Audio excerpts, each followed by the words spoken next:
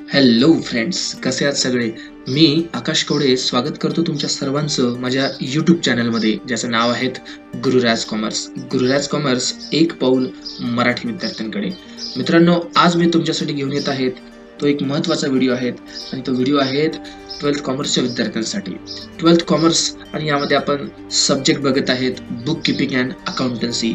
आणि आज आपण या व्हिडिओमध्ये बघणार आहेत चॅप्टर क्रमांक 1, चॅप्टर 1, ज्याचं नाव आहे फायनल अकाउंट्स. तर यामध्ये आपण एक्झाम्पल 2 बघणार आहे मित्रांनो, आणि या एक्झाम्पल 2 ला सुद्धा आपण एक शॉर्ट ट्रिक बघणार आहे. तुम्ही या व्हिडिओमधून काय शिकणार आहे तर बघा, या व्हिडिओमधून तुम्हाला फायनल अकाउंटचं कुठलंही गणित 10 ते 15 मिनिटात कसं सोडवता येईल हे तुम्ही या व्हिडिओमध्ये बघू शकता.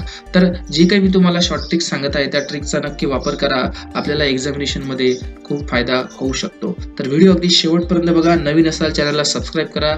चला सुरू करूया. तर मित्रांनो, व्हिडिओला सुरू करण्याच्या आधी जे काही ट्रिक्स आहे ते पहिल्यांदा तुम्हाला समजून घ्यावी लागेल. आणि ती ट्रिक्स अशी आहे बघा, की ज्यामध्ये आपण फायनल अकाउंट्स मध्ये आपण ट्रेडिंग अकाउंट तयार करत असतो, प्रॉफिट अँड लॉस अकाउंट तयार करत असतो आणि बॅलन्स शीट सुद्धा तयार करत असतो. ठीक आहे. तर या 3 गोष्टीला आपण एक मार्किंग केलेली आहे आणि या मार्किंगच्या आधारे आपण समोरचं उदाहरण सोडवणार आहेत. तर ट्रेडिंग अकाउंटला आपण 2 बाजू बघत असतो, एक म्हणजे डेबिट आणि दुसरी म्हणजे क्रेडिट. तर डेबिटला आपण T1 म्हणायचं आणि क्रेडिटला आपण T2 असं म्हणायचं. त्यानंतर प्रॉफिट अँड लॉस अकाउंट आहे, त्याला सुद्धा 2 बाजू असतात मित्रांनो, एक डेबिट आणि दुसरी क्रेडिट. तर डेबिटला आपण L1 असं म्हणायचं आहे आणि क्रेडिटला आपण L2 असं म्हणणार आहोत. ठीक आहे. तर हे आपले शॉर्ट ट्रिक्स आहे मित्रांनो, याचा वापर तुम्हाला नक्की गणितामध्ये करता येणार. फक्त सुरुवातीला या डायग्रामला आपण समजून घ्यायचं आहे. त्यानंतर आहे बॅलन्स शीट. बॅलन्स शीटला 2 बाजू असतात, एक लायबिलिटी साइड, दुसरी असेट साइड. लायबिलिटी साइडला आपण B1 अशी मार्किंग करणार आहोत आणि असेट साइडला आपण B2 अशी मार्किंग करणार आहोत. तर या मार्किंगला आपण व्यवस्थित समजून घ्यावं, हा स्क्रीनशॉट आपण आपल्या जवळ ठेवावा आणि या आधारे आपण आता येणारं एक्झाम्पल नंबर जे काही 2 आहे, एक्झाम्पल 2 जे आहे ते आपण आता व्यवस्थित बघूया. तर चला तर मग सुरू करूया एक्झाम्पल नंबर 2 ला. तर आपल्यासमोर मार्किंग सहित एक्झाम्पल नंबर 2 आलेला आहे मित्रांनो. याआधी मी एक एक्झाम्पल नंबर 1 चा व्हिडिओ बनवलेला आहे, कृपया तो व्हिडिओ तुम्ही बघून घ्या. त्या व्हिडिओमध्ये सुद्धा आपल्याला सेम ट्रिकचा वापर केलेला दिसेल मित्रांनो. ठीक आहे. तर बघूया आपण काय म्हटलेलं आहे या एक्झाम्पल मध्ये. तर from the following trial balance and adjustment given below you are required to prepare trading account, profit and loss account for the year ended 31st March 2019 and balance sheet as on that date in the books of Shilpa and Katrina. Shilpa and Katrina ह्या 2 partners आहेत आणि या 2 पार्टनर्सचा आपल्याला trading account तयार करायचं आहे, profit and loss account तयार करायचं आहे आणि बॅलन्स शीट सुद्धा तयार करायची आहे मित्रांनो. तर या 3ही गोष्टीला तयार करण्यासाठी आपली मार्किंग आपल्या जवळ आहेच, त्या मार्किंगच्या आधारे आपण करूया. मित्रांनो, तुम्ही या मार्किंगचा व्यवस्थित वापर करत असताना तुम्ही शक्यतो पेन्सिलचा वापर करायचा आहे. आपल्या टेक्स्टबुक मध्ये पेन्सिलद्वारे ही मार्किंग करायची आणि या मार्किंगचा आधार घेऊन मग समोर आपल्याला पूर्ण उदाहरण सॉल्व्ह करण्याचा प्रयत्न करायचा आहे. ओके. तर बघूया. आधी आपल्याला दिसत आहेत ट्रायल बॅलन्स आणि ट्रायल बॅलन्स मध्ये तुम्हाला दिसत आहे land and building. Land and building हे आपल्यासाठी असेट्स असते मित्रांनो आणि म्हणून आपण त्याला B2 असं मार्क केलेलं आहे. ठीक आहे. त्यानंतर आपण बघू शकता फर्निचर. फर्निचर ही सुद्धा आपल्या बिझनेसची काय असते, असेट्स असते आणि म्हणून त्याला आपण B2 ला करत आहोत. त्यानंतर डेटर्स, सन्ड्री डेटर ज्याला आपण रोडको म्हणतो, हे सुद्धा आपली संपत्ती आहे, असेट्स आहे, त्याच्यामुळे आपण त्याला B2 ला टाकत आहे. हा स्टॉक दिसत आहे. तर यामध्ये सुरुवातीची आपल्याला तारीख दिसत आहे बघा. आपलं जे काही फायनान्शियल इयर आहे हे कधी स्टार्ट झालं असेल बघा. यांनी इथे सांगितल्याप्रमाणे 31 मार्च 2019, 31 मार्च 2019 ला आपल्याला इथे फायनान्शियल इयरचा एंड झालेला दिसत आहे. ऑब्विसली 1 एप्रिल 2018 ला काय झालं असेल, हे सुरू झालं असेल आणि या हिशोबाने आपल्याला इथे जो काही स्टॉक बघायला मिळत आहे, हा स्टॉक जो आहे हा कसा आहे, सुरुवातीचा स्टॉक आहे. ठीक आहे. त्याच्यामुळं आपण हा जो काही सुरुवातीचा आहे तर त्याला आपण T1 ला घेणार, म्हणजे ट्रेडिंगच्या डेबिटला घेणार. त्यानंतर आपल्याला बॅड डेब्ट दिसत आहे. बॅड डेब्ट हे L1 ला जाणार प्रॉफिट अँड लॉस अकाउंट मध्ये. त्यानंतर आपल्याला आणखी प्रिंटिंग अँड स्टेशनरी दिसत आहे. एक्सपेन्सेस आहेत. एक्सपेन्सेस असल्यामुळे आपण याला अदर एक्सपेन्सेस आहे त्याच्यामुळे आपण याला L1 ला टाकणार. त्यानंतर वेजेस आहेत. वेजेस हे ट्रेडिंग अकाउंट मध्येच येत असते त्याच्यामुळे याला आपण T1 ला टाकणार. त्यानंतर सॅलरी एक्सपेन्सेस आहे तर तो L1 ला टाकणार. त्यानंतर कॅरेज इनवर्ड कॅरेज इनवर्ड आपल्याला समजून घ्यायचं मित्रांनो. जेव्हा कधी आपण मालाची आणत असतो, माल आपण खरेदी करून माल आणतो, तर त्यावेळेस येणारा हा खर्च असते कॅरेज इनवर्ड, ज्याला आपण मराठीमध्ये वाहतूक खर्च असं म्हणत असतो. तर हा आवश्यक खर्च असते मित्रांनो, आणि म्हणून याला आपण T1 ला टाकायचं आहे. ठीक आहे, लक्षात घ्यायचं मित्रांनो, जे काही खर्च बिझनेसला आवश्यक खर्च मध्ये येत असतात त्याला आपण T1 ला टाकायचं, जे इतर खर्चामध्ये येत असतात त्याला आपण L1 ला टाकत आहोत. ठीक आहे, तर कसं आहे की हा जो फॉर्मॅट आपल्याला आहे, म्हणजे हा L1, L2, B1, B2 जे काही तुम्हाला इथे मार्किंग बघायला मिळत आहे ना मित्रांनो, या मार्किंगला समजून घेण्यासाठी आधी आपण माझा जो काही फॉर्मॅट आहे, ट्रेडिंगचा फॉर्मॅट, प्रॉफिट अँड लॉस अकाउंटचा फॉर्मॅट, बॅलन्स शीटचा फॉर्मॅट, या सर्व फॉर्मॅटचे मी व्हिडिओ बनवलेले आहे. आपण प्रथमतः तो फॉर्मॅट समजून घ्यावा, कारण त्या फॉर्मॅटनुसारच आपण सर्व काही एक्झाम्पल सॉल्व्ह करत असतो. ठीक आहे, तर आता आपल्याला आणखी सेल्स रिटर्न दिसत आहे. सेल्स रिटर्न हे नेहमी सेल्स मधून मायनस केल्या जाते, म्हणून आपण याला इथे T2 मायनस असं बघत आहोत. ठीक आहे, ट्रेडिंगच्या क्रेडिट बाजूला असते सेल्स आणि त्याच्यातून हे वजा होईल. त्यानंतर ड्रॉविंग आहे. ड्रॉविंग हे नेहमी तुमच्या जे काही कॅपिटल्स असते त्याच्यातून काय केलं जाते, मायनस केलं जाते, आणि म्हणून इथे जे ड्रॉविंग आहे शिल्पा आणि कॅटरीनाची, या दोघांची पण ड्रॉविंग काय होईल, मायनस केल्या जाईल. त्यानंतर आता आपण दुसऱ्या बाजूला जर बघितो म्हटलं तर आपल्याला असं लक्षात येत आहे की दुसऱ्या बाजूला आपल्याला कॅपिटल दिसत आहे. ठीक आहे, कॅपिटल जे काही आहे तर ते शिल्पा आणि कॅटरीना दोघीचंही कॅपिटल आपल्याला लायबिलिटीला दाखवायचं आहे, आणि लायबिलिटीला आपण मार्किंग B1 केलेली आहे. त्यानंतर बिल्स पेएबल हे सुद्धा आपली लायबिलिटीज आहे, B1 ला जाणार. लायबिलिटी म्हटलं तर B1 ला घ्यायचं मित्रांनो. त्यानंतर बँक ओव्हरड्राफ्ट हे सुद्धा आपली लायबिलिटीज आहे, B1 ला जाणार. परचेस रिटर्न हे नेहमी परचेसेस मधून मायनस केलं जाईल, T1 मायनस. त्याच्यानंतर आपल्याला दिसत आहे सन्ड्री क्रेडिटर म्हणजे धनको. ठीक आहे, तर हे सुद्धा आपल्याला काय करायचे आहे, देयतालाच दाखवायचे आहे, लायबिलिटीला दाखवायचे आहे, म्हणून आपण याला B1 ला घेत आहे. त्यानंतर बँक लोन सुद्धा आपली लायबिलिटीज आहे, B1 ला दाखवणार. इंटरेस्ट रिसिव्ह इन्कम आहे आपल्यासाठी, इन्कम असेल तर आपण L2 ला दाखवायचं आहे. ठीक आहे, जर एक्सपेन्सेस असेल तर आपण L1 ला दाखवणार, आणि इन्कम जर असेल तर आपण त्याला प्रॉफिट अँड लॉसच्या क्रेडिटला म्हणजे L2 ला दाखवणार. त्याच्यानंतर RDD रिझर्व्ह फॉर डाऊटफुल डेब्ट हा ओल्ड RDD असतो, आणि ह्या ओल्ड RDD ला आपण नेहमी आधीच्या असणाऱ्या बॅड डेट मधून काय केला पाहिजे, मायनस केला पाहिजे. ठीक आहे, त्यानंतर आहे सेल्स हे आपल्यासाठी एक प्रकारचं नेसेसरी असणारी इन्कम आहे, म्हणजे जे आपल्याला ट्रेडिंग अकाउंटच्या क्रेडिटला पाहायला मिळेल, म्हणजे आपण इथे T2 शी मार्किंग करत आहेत. त्याच्यानंतर आपण आणखी बघू शकता जे काही ट्रायल बॅलन्स आहे त्याचे आणखी डेबिटचे आयटम्स आणखी बाकी आहेत, जसं की डिस्काउंट. आता डिस्काउंट हा वर्ड्स तुम्हाला या बाजूला म्हणजे ट्रायल बॅलन्सच्या डेबिटला बघायला मिळत आहे, म्हणून हा L1 ला जाणार, पण हाच जर डिस्काउंट इकडे असता तर तो L2 ला गेला असता. ठीक आहे, म्हणजे प्रॉफिट अँड लॉसच्या डेबिटला जाते, आणि जर इकडल्या बाजूला असता तर तो त्याच्या क्रेडिटला गेला असता. त्यानंतर ऍडव्हान्स गिव्हन टू शाहरुखला आपण ऍडव्हान्स दिला. आता ऍडव्हान्स दिला म्हणजे एक प्रकार त्याला पैसे दिले, मागितले असेल त्याला पैसे दिले. आता पैसे दिले तर तो आज नाही उद्या आपल्याला देणारच आहे, बरोबर आहे, आणि म्हणून त्याला जे काही आपण पैसे दिले तर तो आणून देणार, म्हणजे ते आपली एक प्रकारची संपत्ती आहे. ठीक आहे, तर त्याला आपण काय करणार, ऍसेट्सला घेणार B2 ला. त्यानंतर cash in hand, cash at bank हे दोन्ही आपल्या ऍसेट्सच आहे, आणि म्हणून त्याला आपण व्यवस्थित अशा पद्धतीने असेट साईडला घेणार. त्यानंतर इंटरेस्ट, आता इंटरेस्ट या बाजूला आहे म्हणून आपल्यासाठी एक्सपेन्सेस आहे, L1 ला घ्यायचा आहे. आणि याचा अर्थ असा सुद्धा होते की इथे इंटरेस्ट आहे म्हणजे तुम्ही इंटरेस्ट पेड केलेला आहे कोणाला तरी, आणि या बाजूला जर इंटरेस्ट असतं तर हे तुम्हाला इंटरेस्ट रिसिव्ह मध्ये घ्यावं लागलं असतं, आणि इंटरेस्ट रिसिव्ह जर असतं तर ते तुम्हाला L2 ला घ्यावं लागलं असतं. ठीक आहे, त्यानंतर कमिशनचं पण सेम मित्रांनो, कमिशन तुम्हाला या बाजूला पाहायला मिळत आहे म्हणून L1 ला घ्यायचं आहे, आणि सेम कमिशन जर तुम्हाला या बाजूला असतं तर ते तुम्हाला L2 ला घ्यायचं असतं. असं का, कारण डेबिटचं आहे तर तो एक्सपेन्सेस मानण्यात येते, म्हणजे तुम्ही कमिशन ते पेड केलेलं आहे, आणि क्रेडिटला जर देऊन असतं ट्रायल बॅलन्सच्या तर ते कमिशन रिसिव्ह असतं. ठीक आहे, त्यानंतर रॉयल्टीज हा एक प्रकारचा नेसेसरीज असणारा एक्सपेन्सेस आहे, आणि म्हणून त्याला आपण T1 ला घेत आहे. त्यानंतर आपण बघत आहे परचेसेस हा सुद्धा ट्रेडिंगच्या डेबिटला येणारा आहे, त्याच्यामुळे आपण त्याला T1 ला घेत आहे. ठीक आहे, तर मित्रांनो ही होती ट्रायल बॅलन्सची मार्किंग. ठीक आहे, ही कशाची होती, ट्रायल बॅलन्सची मार्किंग होती. आता आपल्याला ऍडजस्टमेंट बघायचं आहे, आणि ऍडजस्टमेंट नुसार व्यवस्थित अशा पद्धतीने आपण याला समजून घ्यायचं आहे. तर ऍडजस्टमेंट नंबर 1 बघा काय म्हणते. ऍडजस्टमेंट 1 असं म्हणत आहे की the stock in hand was valued at 58,000 on 31 March 2019, म्हणजे आपल्या वर्षाच्या शेवटी 58,000 रुपयाचा आपल्याला अंतिम मालसाठा दिसत आहे. ठीक आहे, तर हा जो अंतिम मालसाठा आहे तर याचे मुख्यतः 2 प्रकार होतात मित्रांनो. या ऍडजस्टमेंटला तुम्हाला एवढं काही परफेक्ट करायचं आहे की हे ईच अँड एव्हरी एक्झाम्पल मध्ये आपल्याला पाहायला मिळेल म्हणजे मिळेल. ठीक आहे, त्यामुळे आपण याची जे मार्किंग आहे हे सहज लक्षात ठेवू शकतो. याचे 2 परिणाम होतात. एक, तुमच्या ट्रेडिंगच्या क्रेडिट बाजूला आणि दुसरं तुमच्या असेट्सला, म्हणजे T2 आणि B2 म्हणायचं आहे मला. ठीक आहे. त्याच्यानंतर आपल्याला आउटस्टँडिंग एक्सपेन्सेस दिसत आहे. आउटस्टँडिंग म्हणजे देणे असणारे. ठीक आहे. आउटस्टँडिंग एक्सपेन्सेस म्हणजे काय, की जे खर्च आपल्याला द्यायचे आहे, म्हणजे याचा अर्थ खर्च ते आपले वाढणार आहेत. जसं आता कोणकोणते आउटस्टँडिंग दिलेले आहेत, तर बघा रॉयल्टीज आणि वेजेस हे दोन खर्च कसे आहेत, दोन एक्सपेन्सेस कसे आहेत, आउटस्टँडिंग आहे.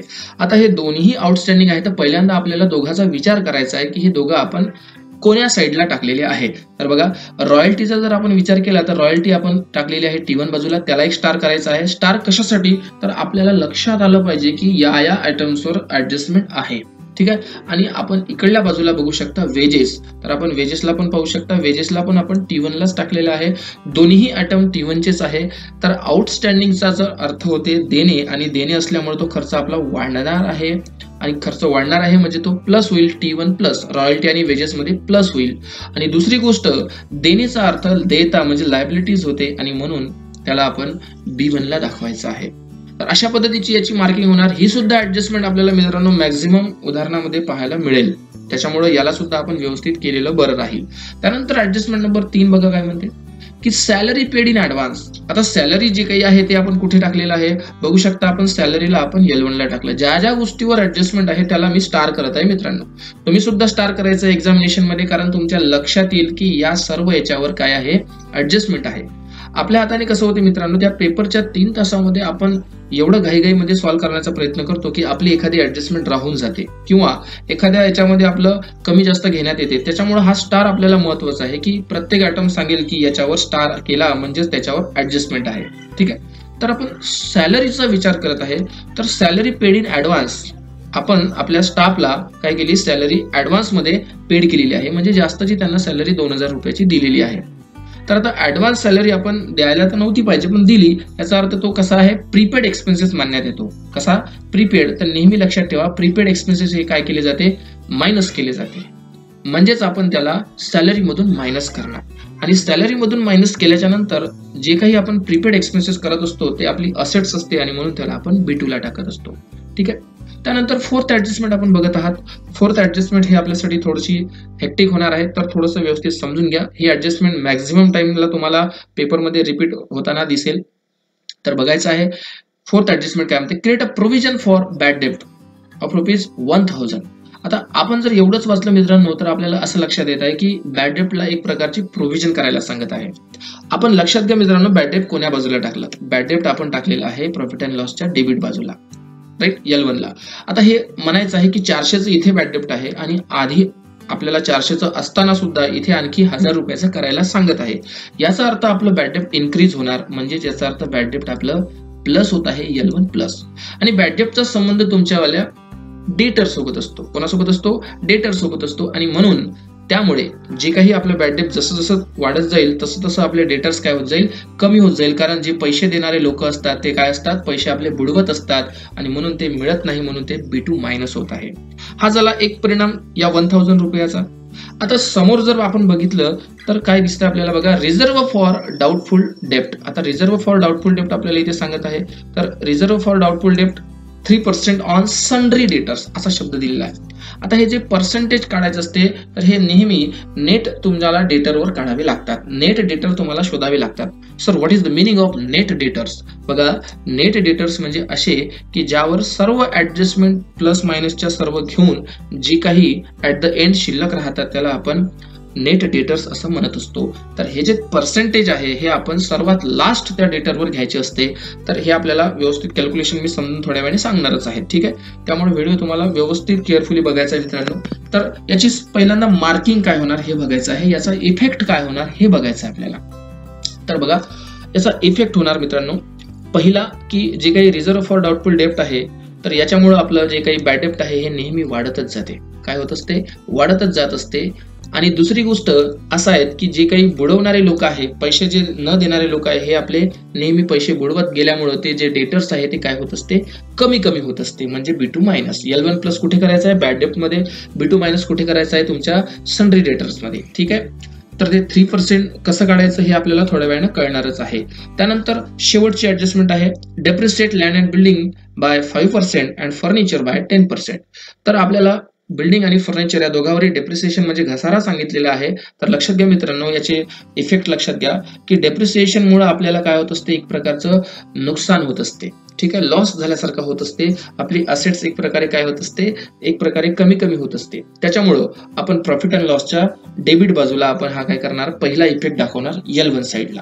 आणि दुसरा इफेक्ट आपल्याला दाखवायचा आहे की डेप्रिसिएशनमुळे आपले जे काही असेट्स आहे हे नेहमी कमी कमी होत जाते आणि कमी कमी होत गेल्यामुळं आपण त्याला B2 मायनस करायचं आहे. सेम इफेक्ट आपल्याला बिल्डिंगसाठी आणि सेम इफेक्ट आपल्याला फर्निचरसाठी करायचं आहे. तर आपण याचं कॅल्क्युलेशन समजून घ्या. बिल्डिंगवर जायचं आणि 5% कॅल्क्युलेट करायचं. बिल्डिंग कितीची आपली बघा, तर बघा बिल्डिंग आपल्याला इथे दिसत आहे, लँड अँड बिल्डिंग दिसत आहे 37,800. यावर आपल्याला सरळ 5% घ्यायचं आहे. ठीक आहे, आणि त्यानंतर फर्निचर आहे, फर्निचरवर आपल्याला 10% घ्यायचं आहे. फर्निचर आपण बघू शकता, फर्निचर आहे 17,250. यावर आपल्याला 10% घ्यावं लागेल. ठीक आहे, तर अशा पद्धतीने हे सर्व काही कॅल्क्युलेशन्स आपल्याला समजून घ्यायचं आहे. तर आता आपल्याला मार्किंग तर आपली झालेली आहे मित्रांनो, आणि सोबत सोबत आपण ज्याच्यावर ऍडजस्टमेंट आहे त्याला स्टार सुद्धा केलेले आहे. आता या सर्व गोष्टींचा आपण केल्यानंतर आता तुमची वेळ आहे ते म्हणजे उत्तराला सॉल्व्ह करण्याची.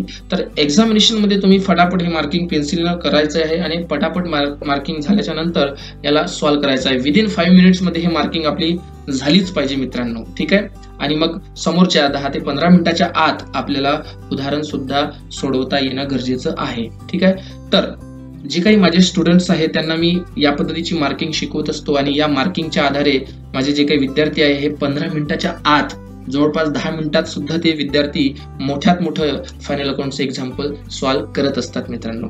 बाकीच्या विद्यार्थ्यांना हाफ हवर लागू शकतो किंवा मोर दॅन 40 मिनिट्स सुद्धा लागतात, परंतु या मार्किंगचा जर आपण फायदा व्यवस्थित घेऊ शकले तर आपण 10 मिनिटाच्या आत सुद्धा गणित सॉल्व्ह करत असतात मित्रांनो.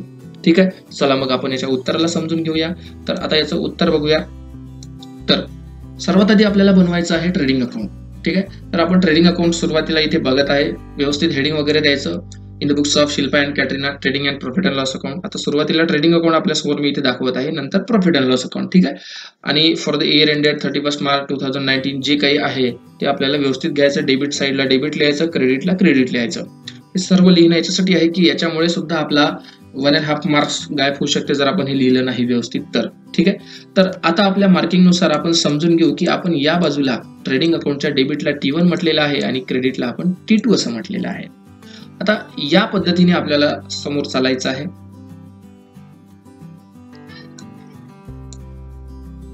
ओके, तर आता शोधूया आपण प्रश्नामध्ये T1 कोणकोणती आहे. ठीक आहे, फक्त मात्र एक लक्षात घ्यायचं आहे मित्रांनो की जेव्हा तुम्ही ट्रेडिंग अकाउंटला सुरुवात करता त्यावेळेस सर्वात आधी ओपनिंग स्टॉकला लिहायची सवय लावा. काय करा, ओपनिंग स्टॉकला लिहायची सवय लावा. म्हणजे ज्याचा अर्थ प्रश्नातला तुम्हाला जो काही सुरुवातीला ओपनिंग स्टॉक असेल तो पहिल्यांदा लिहा, नंतर बाकी तुम्ही तुमच्या पद्धतीने लिहू शकता. तर बघा, आता आपण जर बघितलं तर आपल्याला स्टॉक दिसत आहे, याला आपण ओपनिंग स्टॉक सुरुवातीचा मालसाठा असं म्हटलं होतं आणि हा 65,000 रुपयाचा आहे, याला आपण इथे सरळ घेऊन घ्यायचं. ठीक आहे, आपण पाहू शकता या पद्धतीने.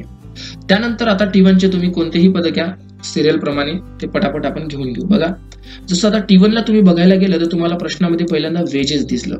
वेजेस 3,000चं दिसत आहे. तुम्ही याला घेणारच आहे पण स्टार केला कारण त्याच्यावर ऍडजस्टमेंट आहे आणि ऍडजस्टमेंट आपल्याला काय म्हणते बघा, ऍडजस्टमेंट आपल्याला नंबर 2 ची आहे की वेजेस जे आहे हे कसं आहे प्लस करायचं आहे, आउटस्टँडिंग आहे आणि म्हणून याला 800 रुपये त्याच्यामध्ये काय करायचे आहे, प्लस करायचे. पाहू शकता आपण वेजेस आपण इनर कॉलम मध्ये घेतलं आणि यामध्ये आउटस्टँडिंग वेजेस जे आहे ते आपण याच्यामध्ये ऍड करत आहे, प्लस करत आहे. 3,000 प्लस 800 3,800 पूर्ण बाहेर येणार.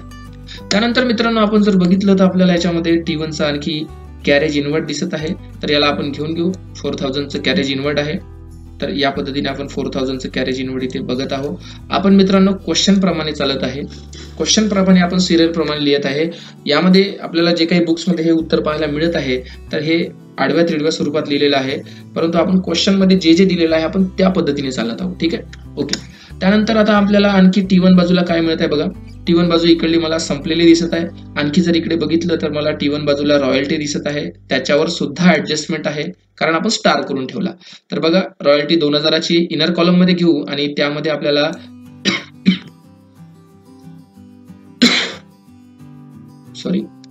तर त्यामध्ये आपल्याला जे काही 1,500 आहे ते आउटस्टँडिंग रॉयल्टी प्लस करावी लागेल. तर आपण बघू शकता रॉयल्टी इनर कॉलम मध्ये घेतली आणि त्यामध्ये आउटस्टँडिंग रॉयल्टी प्लस केली. 2000 मध्ये 1500 मिळवले तर 3500 हे बाहेर येणार. राईट. त्यानंतर आपण बघू शकता T1 ला परचेसेस आहे. आता परचेसेस घेत असताना नेहमी थोडीशी काळजी घ्यायची, कारण उदाहरणामध्ये परचेस रिटर्न सुद्धा असते अपोजिट साइडला, म्हणजे दुसऱ्या बाजूला. बघा दुसऱ्या बाजूला आपण परचेस रिटर्न बघत असाल मित्रांनो, तर या पद्धतीने आपल्याला इथे परचेस रिटर्न सुद्धा दिसत आहे. तर आपण परचेसेस घ्यायचं आणि त्याच्यातून परचेसेस रिटर्न मायनस करायचं आणि त्याची जे काही व्हॅल्यू आहे मायनस केल्यानंतर ते आपल्याला इथे बाहेर काढावी लागेल. राईट. तर मित्रांनो यामध्ये परचेस आणि परचेस रिटर्न मायनस करायचे आहे. आता मायनस केल्यानंतर आपण इथे पाहू शकता की प्रिंटिंग मिस्टेकचा आन्सर आहे याच्यामध्ये. बघा प्रिंटिंग मिस्टेक आहे याच्यामध्ये.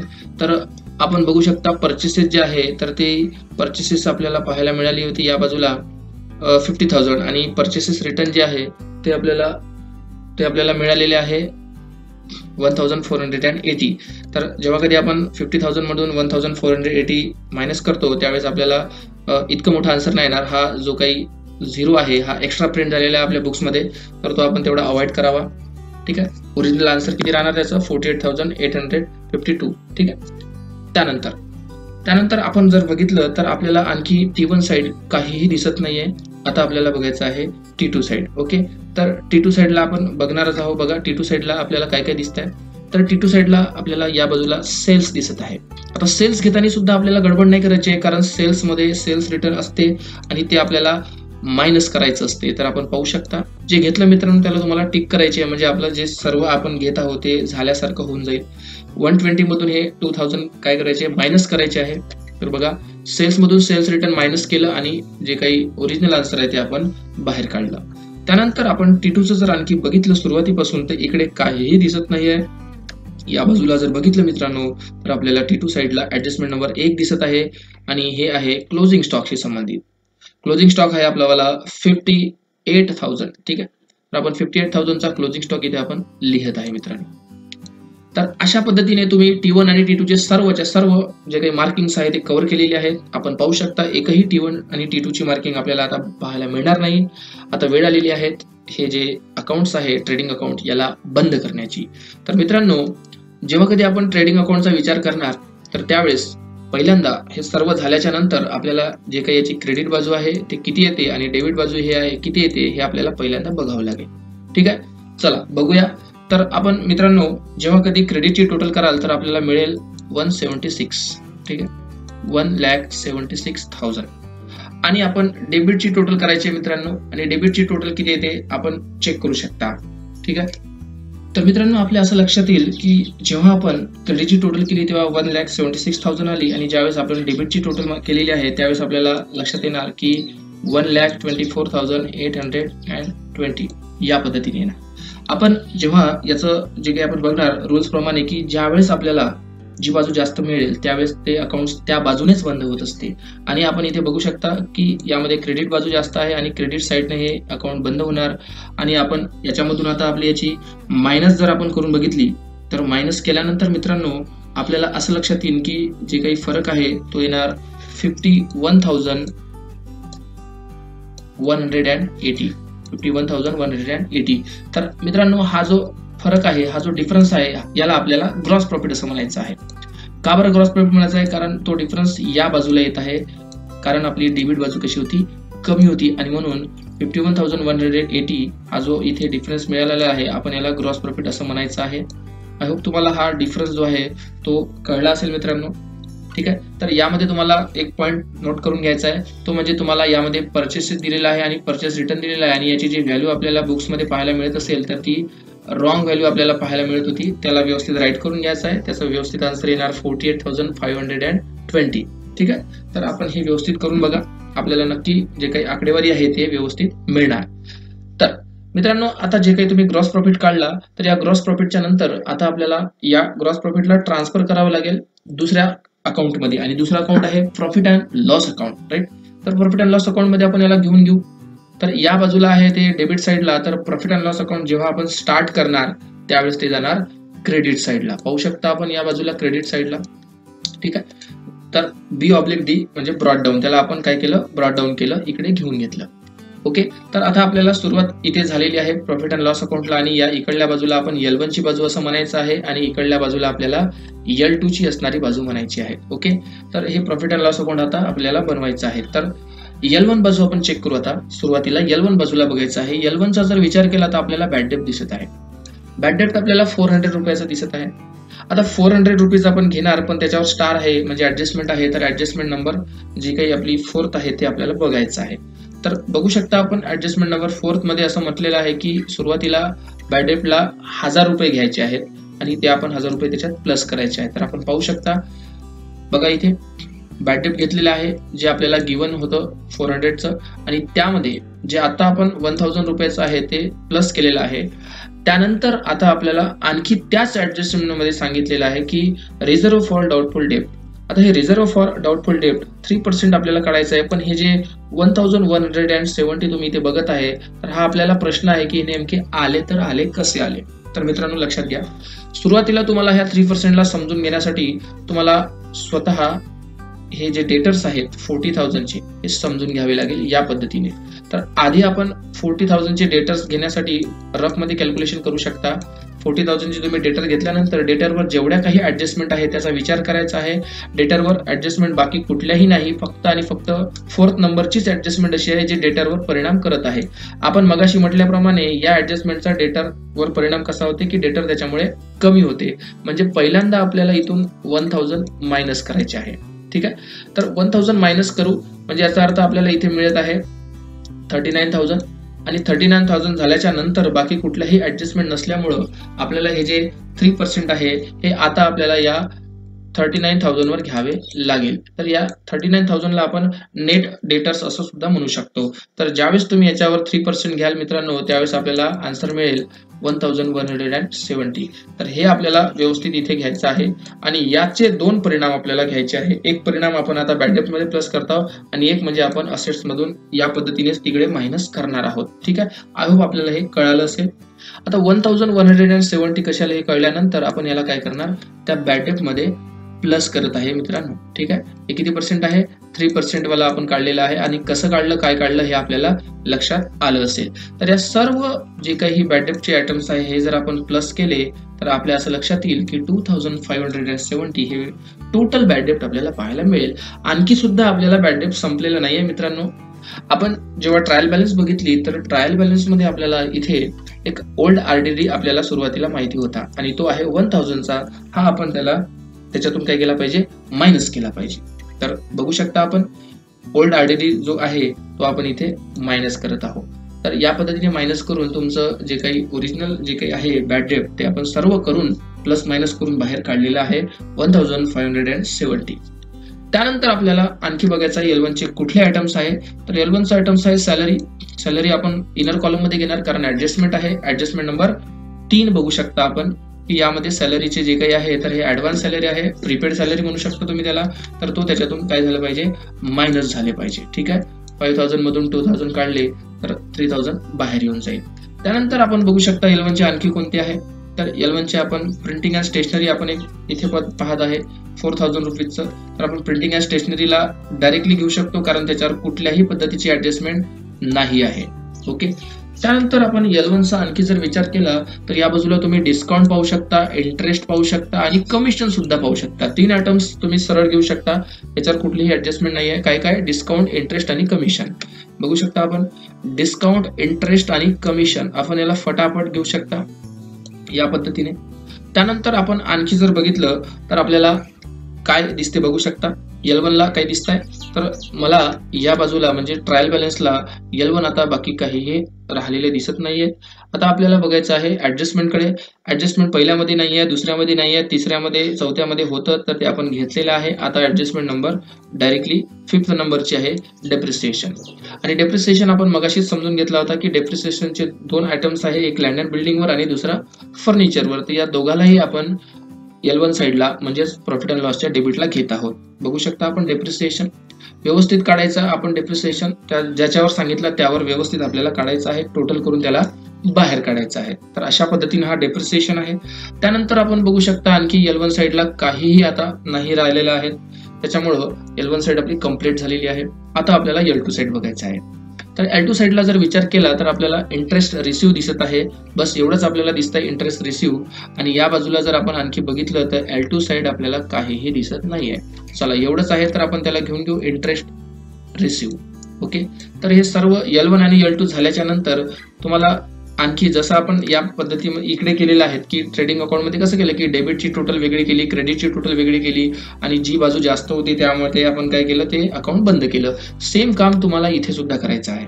ठीक आहे, याची व्यवस्थित आपण टोटल करून घ्या की क्रेडिटची टोटल किती येत आहे, डेबिटची किती येते. आणि त्यानंतर तुम्हाला असं लक्षात येईल की याच्यामध्ये सुद्धा क्रेडिट बाजू जास्त दिसेल आणि क्रेडिट बाजूने तुमचं हे अकाउंट बंद करावं लागेल. डेबिट कमी असेल आणि जो फरक येईल तर तो फरक आपल्याला या बाजूला लिहावा लागेल. आणि या बाजूला जर फरक आला, डेबिट बाजूला जर आपल्याला डिफरन्स मिळाला तर त्याला आपण काय म्हणत असतो मित्रांनो, नेट प्रॉफिट म्हणत असतो. ठीक आहे, आणि आपला डिफरन्स येणार 35,465. ठीक आहे, तर हा जो डिफरन्स आहे याला नेट प्रॉफिट म्हणायचा आहे आणि हा आपला ट्रान्सफर होईल कॅपिटल मध्ये. ठीक आहे, आता हा जो प्रॉफिट आपण नेट प्रॉफिट इथे बघत आहे हा पार्टनर्स मध्ये डिस्ट्रीब्यूट करावा लागेल.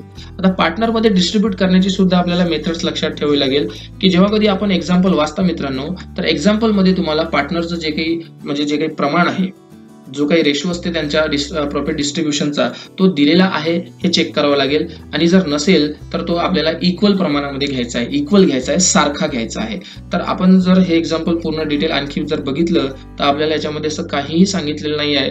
याचा अर्थ आपल्याला ते इक्वल घ्यायचं आहे आणि इक्वल घेण्यासाठी आपण जो काही नेट प्रॉफिट काढला याचे 2 सारखे भाग करायचे आहे. तर आपल्याला शिल्पाला मिळेल 17,732 आणि कटरीनाला मिळेल 17,733. आता यामध्ये आपल्याला 1 रुपीचा डिफरन्स पाहायला मिळत आहे, तर तो पॉइंट व्हॅल्यू म्हणून मिळत आहे मित्रांनो.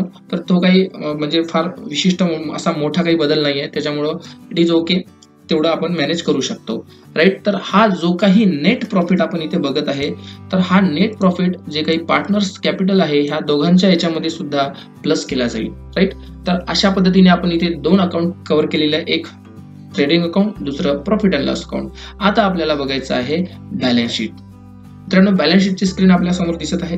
तर बॅलन्स शीट मध्ये व्यवस्थित आखणी करायची आहे. Balance sheet as on 31 March 2019, liability amount, assets amount असं व्यवस्थित सर्व आखणी केल्यानंतर सर्वात आधी नेहमी सवय लावा की सर्वात आधी आपण याच्या लायबिलिटी बाजूला कॅपिटलच घ्यायचं. सर्वात आधी काही गोष्टीचा फॉर्मॅट हा फिक्स असतो मित्रांनो आणि म्हणून आपण इथे सर्वात आधी लायबिलिटी साईडला कॅपिटल घ्यायचं आहे. राईट, तर आता आपण कॅपिटल घेत असताना कोणाचं घ्यायचं तर बघू शकता आपण प्रश्नामध्ये आलो. B1 ला आपल्याला कॅपिटल दिसत आहे आणि कॅपिटल मध्ये दोघींचं पण आहे, शिल्पा आणि कॅटरीनाचं. तर सुरुवातीला शिल्पाचं घेऊ आणि शिल्पाच्या याच्यामध्ये तिचा जो काही नेट प्रॉफिट आला तो आपण त्याच्यामध्ये प्लस करायचा आहे आणि जर ड्रॉविंग असेल तर त्याला मायनस करायचे आहे. तर आपण पाहू शकता शिल्पाचा जो काही आहे कॅपिटल 45,000 घेतल्यानंतर तिची जे काही ड्रॉविंग आहे ते काय केली पाहिजे, आपण त्याच्यातून मायनस केली पाहिजे. ओके, तर आपण बघू शकता, बघा सुरुवातीला तिचं कॅपिटल घेतलं आणि नेट प्रॉफिट जो काही आपण आत्ताच इकडे दिला होता डिस्ट्रीब्यूट करून तो घ्यायचा आणि प्लस केला. प्लस करून आपल्याला इथे पाहायला मिळेल आकडा जो काही मिळाला तो 62,732 हा मिळाला. आणि त्यामध्ये जे काही शिल्पाची ड्रॉविंग होती ती आपल्याला काय करायची आहे, मायनस करायची आहे. पुन्हा एकदा रिपीट करतो मित्रांनो, आपण काय केलं की कॅपिटल घेतलं शिल्पाचं आणि त्यामध्ये तिचा नेट प्रॉफिट प्लस केला आणि त्याच्यानंतर त्या नेट प्रॉफिट प्लस केल्यानंतर जे काही कॅपिटल आलं त्याच्यातून तिची ड्रॉविंग मायनस केली. असं करून ओरिजिनल तिचं जे काही कॅपिटल्स आहे ते बाहेर आपल्याला या पद्धतीनं काढायचं आहे. सेम काम आपल्याला कटरीनासाठी सुद्धा करायचं आहे. आपल्याला लक्षात येईल की कटरीनाचं जे काही आहे कॅपिटल ते सुद्धा आपल्याला 45,000 पाहायला मिळत आहे. ठीक आहे, दोघींचं सारखंच होतं आणि जो काही नेट प्रॉफिट आहे हा सुद्धा दोघीला आपण सारखाच वाटून दिला होता.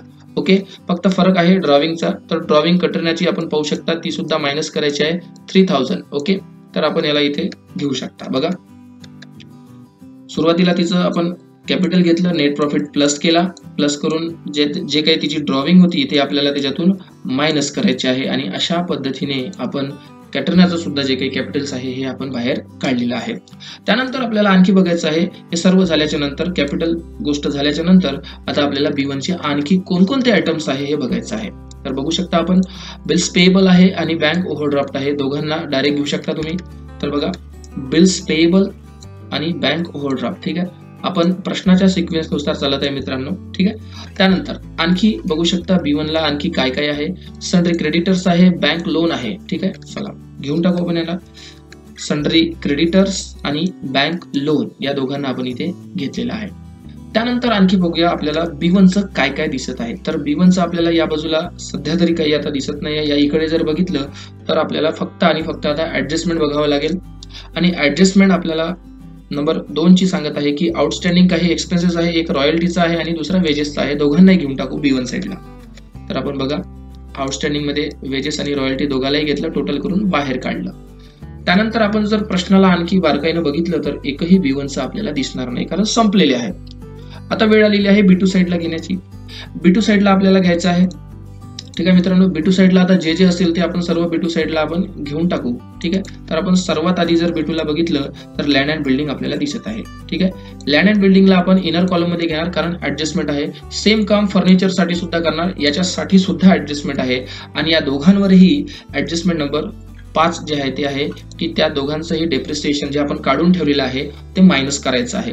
पाहू शकता आपण असेट बाजूला पाहू शकता, लँड अँड बिल्डिंग घ्यायचं, त्यामधून तिचा जो काही डेप्रिसिएशन होता तो वजा करायचा आणि बाहेर काढायचं. सेम काम फर्निचर साठी सुद्धा करायचं आहे.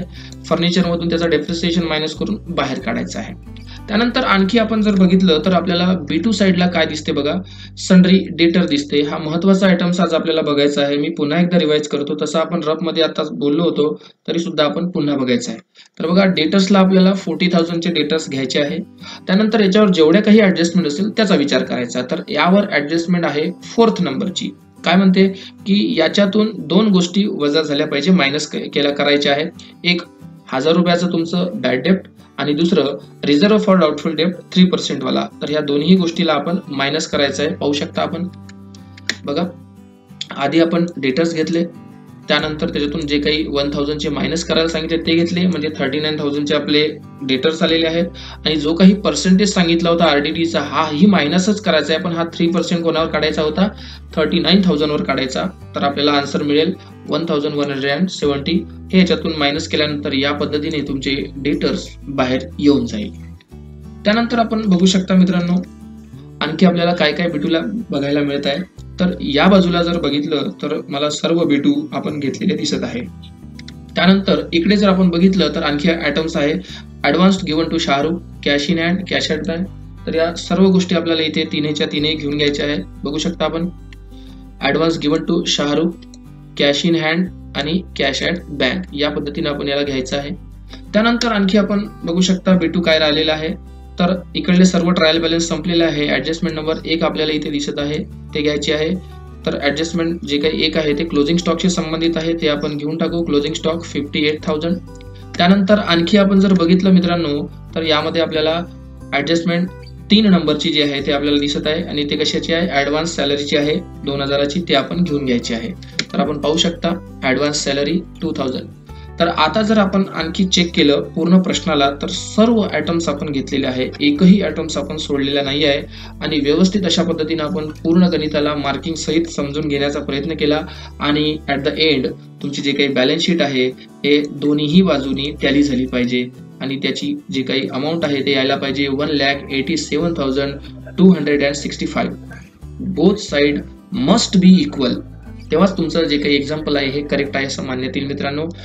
तर आय होप तुम्हाला हे जे मी शिकवलेले एक्झाम्पल आहे हे नक्की कळलं असेल.